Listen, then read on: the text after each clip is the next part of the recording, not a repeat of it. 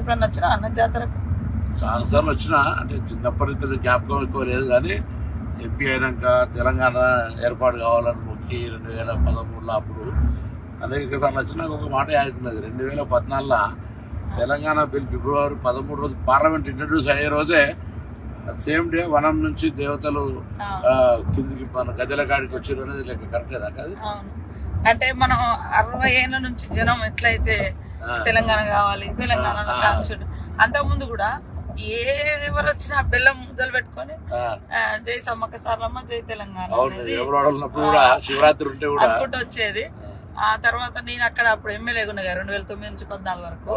గజం కేవలం 4,500 రూపాయలతో 165 గజాల భూమి కేవలం 8 లక్షలు మాత్రమే. ఆ రోజు మేము ఆడ మీడియా పాయింట్ ఉంటది, నాగమంచి అంటారు. నాగమంచి అంటే అది సెక్యూరిటీ. ఒకప్పుడు యుద్ధం అప్పుడు సమ్మక్క సారలమ్మ కాకతీయులకు వ్యతిరేకంగా పోరాటం చేసేటప్పుడు వాళ్ళ సైన్యాలు ఎక్కడి నుంచి వస్తున్నాయని వీళ్ళు ఒక మంచలాగా హైట్ వేసుకుని, అది ఇప్పుడు మనము ఒక పోలీస్ చెక్ పోస్ట్ లాగా ఇప్పుడు లాస్ట్ కు మీడియా పాయింట్ అయిపోయింది. అంటే ఆడ ఉండగానే సాయంత్రం ఒక రిపోర్టర్ వచ్చి, మేడం ఈ రోజు పార్లమెంట్ లోకి బిల్ వచ్చింది, తెలంగాణ బిల్ వచ్చింది, కానీ గొడవలు అయినాయి. ఎందుకంటే మేము ఆ జాతరలో ఉన్నాం కదా.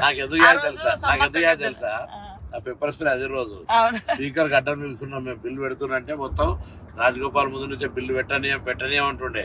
ఎట్లా పెట్టనీయరు ఏంది అనే దాని మీద మేము మొత్తం ఎంపీలు అందరం స్పీకర్ కు హోమ్ మినిస్టర్ అడ్డం నిలబడ్డాం కదా, పేపర్ స్ప్రే కొట్టింది. అందుకే ఆ రోజే అమ్మవారు వచ్చి మాకు, ఎందుకంటే తల్లి అమ్మవారిని విశ్వాసం బాగా నుంచి కూడా అమ్మవార్లను మొక్కుడు, మనం జనరల్ గ్రామ దేవతలు వీక సెక్షన్ కాబట్టి బాగా ఎక్కువ విశ్వాసం కదా. సో అదే రోజు నాకు తెలుసు పేపర్ స్ప్రే కొట్టడం మనం బచాయించడం అనుకుంటున్నాం. మేమంతా బచాయించడం బిల్ ఇంట్రడ్యూస్ అయింది ఆ రోజు, అది చరిత్ర. అమ్మలు కూడా మాకు కూడా చాలా అంటే ఆ బిడ్డలుగా తర్వాత ఆ ప్రాంతం గారే మన దేవుడి మొక్కు చాలా మంది మొక్కుకున్నారు. ఆ మొక్కును ఈ దేవతలు జనంలోకి వస్తూ వస్తూ ఆ అజ్ఞాతంలో ఉన్న 60 ఏళ్ళ బిల్లును పార్లమెంట్ లో ప్రపంచం ముందు పెట్టారు. అక్కడున్న తల్లి సోనియమ్మ కూడా వాళ్ళిద్దరు కూడా ఉండే, సరే కూడా చేసింది. వాళ్ళిద్దరు మన మీరా కుమార్ గారు, సోనియమ్మ, సుష్మా స్వరాజ్.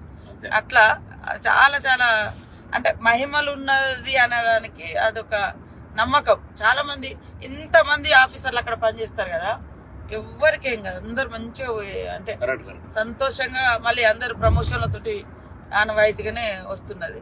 ఇన్ని లక్షల మంది ఒక దగ్గర వచ్చి ఉండడం, ఆ 3 రోజులల్లా ఇంత బ్రహ్మాండంగా ఉండడం నిజంగా ఒక ఎన్ని లక్షల మంది వచ్చి ఇంత జరిగినా ఎటువంటి ఇబ్బంది లేకుండా, పెద్ద అంటే తప్పు జరిగిందనో లేదా అటువంటి ఏం లేకుండా పోతుంటది కదా. చాలా అమ్మవారి దయ తప్ప అది ఎవరో మనందరం గొప్ప ఏర్పాట్లు ఇవన్నీ వేస్ట్ ఇవన్నీ అంత. అందుకే ఇప్పుడు ఇలా కొత్తగా మేము మన ప్రభుత్వం రేవంత్ రెడ్డి గారు ముఖ్యమంత్రి అయినాక మనం అందరం కూడా మన 6 గ్యారంటీలలో మహిళలకు బస్ ఫ్రీ ఇచ్చినాక నేను కొంచెం భయపడ్డా. ఇంతమంది ఇప్పుడు రోజు 30 ఎంత జరిగింది అనుకుంటారు, 14 కోట్లు దాటిపోయింది. అలా రోజు సంఖ్య మహిళలు పెరుగుతూ ఉంది. అయితే ఈ సమ్మక్క సారక్క చేస్తే బస్సులు మేనేజ్మెంట్ అయిద్దా కదా అని భయపడి మీటింగ్ రోజు ఏం చెప్పినా, చూడు దేవాలయం కార్యక్రమాలు నిర్వహించేది ఒకరైతే, వచ్చిపోయేటోళ్ళకి జనానికి సంబంధించి ఒకరైతే, బస్సుల నిర్వాహకులు ఒక స్పెషల్ ఆఫీసర్లు పెట్టి క్రౌడ్ మేనేజ్మెంట్ చేయకపోతే ఇబ్బంది అవుతుంది. ఒక బస్సు ఎక్కడైనా ఇబ్బంది టైర్ వాళ్ళకి, ఇప్పుడు అదంతా నేచర్ గా టైర్ కి ఏమైనా అయింది అనుకో, బస్ అయిపోయింది మొత్తం ఎంత కిలోమీటర్ ట్రాఫిక్ అవుతుంది. మధ్య మధ్యలో ట్రైన్లు పెట్టడము ఇటువంటి వ్యవహారం చేయకపోతే నడుతుందని మనం ఎలా జరుగుతుంది. మీరైతే ఫస్ట్ మీ శాఖ నుంచి మహిళలకు బస్ ఫ్రీయే కాకుండా ఇప్పుడు జాతరకు కూడా నాకు డౌట్ ఉండే, అసలు మరి ఇస్తారా ఇయ్యరా, ఎందుకంటే క్రౌడ్ ఎక్కువ ఉంటది, మేనేజ్ చేయడం కూడా కష్టమే. బస్సులు కూడా మనకు సరేరా అంత గతంలో చూస్తే ఆ బస్సులను పట్టించుకునేది లేదు, రిపేర్లు లేవు, అన్ని ఆగమాగా ఉన్నాయి. ఆర్టీసీ కొద్దిగా సరే పేమెంట్ అదేంటి ఫైనాన్స్ మినిస్టర్, డిప్యూటీ సీఎం గారు కానీ లేకపోతే ఆర్థిక శాఖ వాళ్ళంతా ఎప్పుడప్పుడు చేస్తారు. ఎందుకంటే మహిళలు అంతా హ్యాపీగా ఉన్నారు, వాళ్ళకి ఎక్కడికైనా ఫ్రీ అవుతుంది. ఇంకోటి ఏంటంటే ఇవన్ ఎక్కడికన్నా ఊరు నుంచి పక్కకు పోయి డిమార్ట్ లో షాపింగ్ లో మాల్ కొనుకొచ్చుకుంటున్నారు. రెండోది దేవాలయాలు విపరీతమైన రష్ పెరిగింది. బంధువులు తల్లి గారిని చూడడానికైనా, బిడ్డ దగ్గరికైనా, హాస్టల్ దగ్గర పిల్లలకి అసలు మామూలుగా ఫ్రీక్వెన్సీ పెరగలేదు. వాళ్ళందరూ కూడా హ్యాపీ. నిజంగా మనం ఏదైతే మాట ఇచ్చినామో, నేనైతే ఎన్నికలప్పుడు చెప్పిన నా తెలంగాణ అక్క చెల్లెలకు అత్తగారింటికైనా అవ్వగారింటికైనా 1000 ఎకరాలు భోజనం పెట్టినా పోతా అంటే బస్ ఫ్రీ అన్న చూడు. దాంతో చాలా పెద్ద ఒక జరిగింది. మనం మళ్ళా గ్యాస్ కూడా అనేది మహిళలకు సంబంధించి చాలా పెద్ద ఆర్థిక భారం నుంచి బాగా కరెంటు బిల్లు కూడా వాళ్ళే కడతారు. కరెంటు బిల్లు 3000 అంటే అసలు మహిళలు అయితే అసలు ఇక వాళ్ళు మనల్ని కాంగ్రెస్ మనం ఇలా అదృష్టం మన అందరం ప్రభుత్వంలో ఉన్నాం. ఒక మహిళ చెప్తున్నారు, ఉమెన్ గ్రూప్ స్వయం సహాయక సంఘాలలో మన ఇంద్రవెల్లిలో మీటింగ్ పెట్టినాం కదా, వాళ్ళకి నెలకు 4 నుంచి 5,000 మిగులుతున్నాయట. అంతకు ముందు భారం ఉండేది. ఎందుకు అంటే మేము బస్ ఫ్రీ ఎక్కుతాను, వేరేకి వెళ్ళిపోతే బస్ ఖర్చు వచ్చేది. ఆ బస్సు కిరాయి కట్టకుండా మేము ఏడికి పోయినా కూడా పని చేసుకొని వస్తాను. మహిళా సంఘాలలో కూడా 4 నుంచి 5,000 భారం మాకు తగ్గింది మీ గవర్నమెంట్ వచ్చిన. చదువుకున్న పిల్లలక్క నేను నిజామాబాద్ మన సడన్ గా 6 బస్ స్టాండ్ కైనా 330 రూపాయలు టికెట్ మంచి పోతుంది వస్తుంది. వీక్లీ ఒకసారి అవసరమైతే 2-3 రోజుల కోసం వేస్తున్నాను. అంటే చాలా కన్వీనియంట్ జరిగింది. 500-600 ఉన్నది బస్ కిరాయి వాస్తవానికి, గతంలో పెంచేసారు. ఇప్పుడు ఎందుకే సమ్మకు కూడా ఏర్పాట్లు బాగా చేయాలని మనం బస్సులకు సంబంధించి దాదాపు 60 బస్సులు పెట్టి మేనేజ్మెంట్ కూడా స్టాఫ్ మా ఎండి గారు కూడా చెప్పినాం, మా సెక్రటరీ కూడా అందరూ మొత్తం అసలు అంటే అందరు వస్తారు. అన్ని రకాల ఏర్పాట్లకు ఎక్కడ ఇబ్బంది లేకుండా చేయాలని గవర్నమెంట్ కూడా అటువంటి ఆలోచనతో మనం కూడా అందరం చేస్తున్నాం. కాబట్టి ఆ సమ్మక్క సారక్క కార్యక్రమంలో కూడా భగవంతుని అందరూ ఇంకొకటి ఏంటంటే గొప్ప విషయం ఏంటంటే మనం ఈసారి అందరూ కూడా ఖచ్చితంగా ప్రతి తెలంగాణ బిడ్డ ఇంటికి మనం బంగారం అంటే బెల్లం ఏదో ప్రసాదం పంపాల్సిందే. ఆ కార్యక్రమంలో మనం తప్పకుండా నిర్వహించాల్సిన అవసరం ఉంది. అది ఎంతరన్నా కానీ మనకు అన్ని గ్రామ సేవకుల ద్వారా అవసరమైతే ప్రతి నెట్వర్క్ ఉంది. అందులో పంచాయతీరాజ్ డిపార్ట్మెంట్ కావచ్చు, లేకపోతే మనం ట్రాన్స్పోర్టేషన్ కూడా మా ట్రాన్స్పోర్ట్ వ్యవస్థ ఉన్నది మా దగ్గర నాటిస్తుంది. మేము ఇంకో ట్రాన్స్పోర్ట్ లో గూడ్స్ పెట్టాం కదా. సో మనం అందరం పంపుదాం తప్పకుండా. మనం భగవంతుడు మన గ్రామీణ దేవతలు కాబట్టి ప్రకృతి మించింది అంటే ఊరూరులో ఉండే దేవతల నమ్మకాలను, ఆ నమ్మకాలు ప్రజలకు ఇంకా బలంగా ఉన్నాయి. అంటే వాళ్ళ ఆదివాసీ బిడ్డలు, ఆదివాసీ సమాజం అప్పుడు ఇబ్బంది పడ్డది. అప్పుడు వాళ్ళకు అప్పుడు ఉన్న రాజులకు వ్యతిరేకంగా పోరాటం జరిగింది. కానీ తల్లి బిడ్డలు అవును, తల్లి బిడ్డలు జనరల్ సమ్మక్క సారక్క అంటే సినిమా అట్లా తీసి సినిమా కానీ లేదా బయట కూడా ప్రొజెక్షన్ తప్ప అసలు సమ్మక్క సారక్కని అక్కయ్యలను సమ్మక్క సారక్క తల్లి బిడ్డలు జరిగిన పోరాటంలో జరిగిన వ్యవస్థ అసలు ఏం చెప్పు. అంటే అప్పుడు 13వ శతాబ్దంలో కాకతీయులు పరిపాలించారు మన ఏరియా. అటు కూడా మన గోదావరి ప్రాంతం అంతా కూడా వాళ్ళ కంట్రోల్లో ఉండే. అంటే కప్పం కట్టం అనేది అంట, పన్నులు వేస్తే అప్పుడు 7 సంవత్సరాలు కరువు. ఈ కరువులో మేము కప్పం కట్టలేము, మేము తినడానికి దొరుకుతలేదని మన సామంతరాజు మేడరాజు ఉండే అన్నట్టు, మన ట్రైబల్ గిరిజనుడు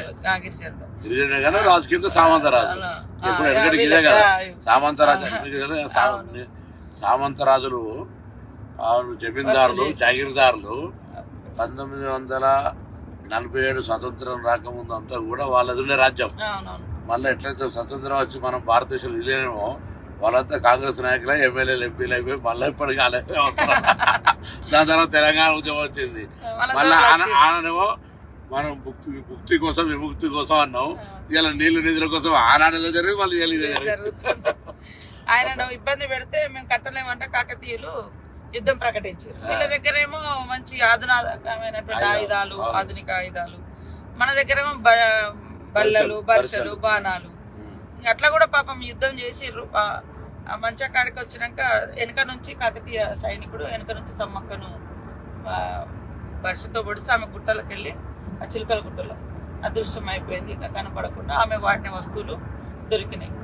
అట్లా ఆమె దొరకలేదు, అట్లా దేవతగా మారి ఇప్పుడు ప్రతి 2 సంవత్సరాలకు ఒకసారి గుట్ట మీద నుంచి కుంకుమబర్ణి రూపంలో ఆమె వస్తువులు తీసుకొచ్చి ప్రతిష్ఠింపజేస్తారు. ఆ 4 రోజులు, ఆ 3 రోజులు గద్దెల మీద ఉంటుంది. ఆ తర్వాత మళ్ళీ శనివారం రోజు జాతర, ఏ వారం అన్నా రాని, బుధవారం స్టార్ట్ అవుతుంది, శనివారం నాడు ఎండ్ అవుతుంది. అది ఏ తారీఖు అన్నా కానీ, ఏ నెలన్నా కానీ. వారాలు మాత్రం బుధవారం నాడు సార్లమ్మ వస్తుంది గద్దెల మీదకి, బేస్తవారం నాడు సమ్మక్క వస్తుంది, శుక్రవారం నాడు అందరు దేవతలు ఉంటారు. పగడిద్దరాజు, గోవిందరాజు. గోవిందరాజు ఏమో సార్లమ్మకు భర్త, పగడిద్దరాజు ఏమో సమ్మక్కకు భర్త. సమ్మక్క సార్లమ్మ తల్లి బిడ్డ, జంపన్నేమో కొడుకు, సమ్మక్క కొడుకు. అక్కడ ఆయన వాగుకాడ సెక్యూరిటీగా ఉంటాడు. అంటే అక్కడ ఉంటే ఆయన అంటే సైన్యాన్ని ఆపలేక అవమానంతో అట్లా పడి చనిపోయింది అనేది ఒక కథ. అంటే ఆ వాగుంది కదా జంపన్న వాగు గురించి, అక్కడ దాని పేరు ఒకప్పుడు సంపెంగి వాగు అని ఉండినట. ఆయన చనిపోయింది కాబట్టి ఆయన పేరు మీద జంపన్నవాగు అని వచ్చింది. ఇప్పుడు కూడా మనకు 21వ తారీఖు నుంచి 24 వరకు ఉంటుంది. 21 నాడు సార్లమ్మ వస్తుంది గద్దె మీదకి, 22 నాడు సమ్మక్క వస్తుంది, 23 అందరు దేవుళ్ళు ఉంటారు, 24 సాయంత్రం మళ్ళీ 4 గంటలకు మళ్ళీ యథావిధిగా చిలకల గుట్టకు సమ్మక్క వెళ్తుంది, కన్నెపల్లికి సార్లమ్మ వెళ్తుంది, గోవిందరాజు అక్కడ కొండాయి విలేజ్ వెళ్తారు. మళ్ళీ అక్కడ వాళ్ళకు గుడులు ఉంటాయి, అక్కడ గుట్టలలో ఏ వంశస్థులు ఆ వంశస్థులు. మళ్ళీ ఇది అయిపోయిన తర్వాత నెక్స్ట్ జాతర కూడా ఊర్లలో మళ్ళీ చేస్తారు, తిరుగువారం జాతర. ఎదురు పిల్లలు ఇచ్చుడేమో ముందు వారం, ముందే వచ్చే వారం బుధవారం, బుధవారం.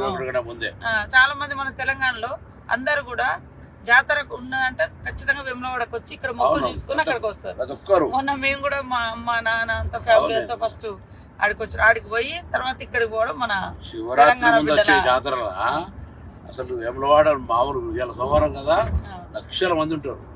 అవును, కానీ మారాలి, అది ఇంకా మార్చాలంటే ముఖ్యమంత్రి 100 కోట్లు ఇస్తారు, ఇవ్వలేదు. అక్కడ ప్రస్తుత శివాలయాలు నిర్లక్ష్యం ఉంటే సరే మేము ఇప్పుడు దాన్ని నేను మిత్రుడు శాసనసభ్యుడు ఆలోచన కలిసి చేయాలనే ప్లానింగ్ చేస్తున్నాం. దానికి డెవలప్మెంట్ మొన్న అందుకే వీటిడే డెవలప్మెంట్ కూడా ముఖ్యమంత్రి గారి దగ్గర పెట్టాం. దీని లింక్స్ ఇప్పుడు నిన్న కూడా మనం బడ్జెట్ చదివినప్పుడు మనకి పెద్ద దేవాలయం నేను ఇలా కాకుండా అది ఇవన్నీ చేస్తాం. ఏదైనా మొత్తానికి అయితే అక్క సమ్మక్క సారక్క పోతున్నాం, అంటే అమ్మవారి ముఖి ఈ కార్యక్రమం ఎటువంటి విఘ్నాలు లేకుండా అందరు భక్తులు వచ్చి మంచిగా ప్రభుత్వం ఇస్తున్న ఉచిత బస్సు కావచ్చు, అక్కడ మనం ఇప్పటికీ ఏర్పాటు చేస్తున్న సౌకర్యాలు కావచ్చు, ఏదున్నా లోకల్గా నేను స్కూల్ ఓనర్ కూడా కోరుతా ఉన్నా, మీరు బస్సులు ఓనర్ పోతా అంటే ఇవ్వండి. మీరు అన్ని బస్సులనే రావాలి, అందరు ఇళ్ళనే కాదు, స్కూల్ బస్సులు ఫ్రీ ఇవ్వండి. ఎవరికి వాహనాలు ఉంటే వాళ్ళకు వాళ్ళ ఫ్యామిలీ పోయినాడు ఇంకోరైనా పోతా అంటే ఇవ్వండి. అందరూ మొత్తం ప్రజా రవాణా మీద ఆధారపడితే కూడా ఇబ్బంది అవుతుంది. ఒకసారి వస్తుంది కాబట్టి అందరూ కూడా అన్ని రకాలుగా ఎవరు ఇప్పుడు భక్తులకు దేవునికి ఎట్లా సాయం చేయాలనుకో అట్లా సాయం చేయాలి. కొందరు ఉండేళ్ళు వేస్తారు, కొందరు 4 అన్నదానం పెట్టి కార్యక్రమం, అట్లా అందరు స్వచ్ఛంద సంఘాలు కూడా రాష్ట్ర వ్యాప్తంగా ప్రజలకు వచ్చి అన్ని సౌకర్యాలు ఏమైనా కూడా ఒకటి నీళ్ళు ఇచ్చడం, నీళ్ళ సప్లైర్లు కావచ్చు, భోజనం వాళ్ళు కావచ్చు, లేదా ఇతర స్నాక్స్ ప్రిపేర్ చేసే చాలా మంది ఇప్పుడు అటువంటి ఎవ్వరికి వాళ్ళు వచ్చి సాయం చేయమని కూడా మనం అందరం కూడా ప్రభుత్వం తరఫున కోరుతాను. ఈ సమ్మక్క సారక్క అనేది రాష్ట్ర ప్రభుత్వ కార్యక్రమం జాతీయ స్థాయిలో కూడా గుర్తించాలని చెప్తాను. ఇప్పుడు మాట్లాడతారు నేషనల్ ఫెస్టివల్ చేయమంటే అది కూడా చేయాలి. ఇలా ఇవన్నీ ఉన్నాయి, ఇవన్నిటికి సంబంధించి తప్పకుండా మనం మళ్ళీ ఇప్పుడు 4-5 రాష్ట్రాలలో వస్తారు, ఛత్తీస్గఢ్, మధ్యప్రదేశ్, ఒరిస్సా, మహారాష్ట్ర, ఇక్కడికి మహారాష్ట్ర చాలా మంది వస్తారు సమ్మక్క సారక్క. సో అందరి పండుగ ఇది, అందరు కూడా దీనికి సహకరించి ఈ కార్యక్రమం విజయవంతం కావాలని చెప్పి మళ్ళీ వరంగల్ జిల్లా ఉమ్మడి జిల్లానే కదా కాబట్టి మళ్ళీ ఒకసారి అందరం కుటుంబ పరంగా కూడా వస్తాం. అందరికి స్వాగతం. సమ్మక్క సారక్క అందరికీ విజయవంతంగా భగవంతుడు అమ్మవారి ఆశీర్వచనం ఉండాలని కోరుకుంటున్నాం.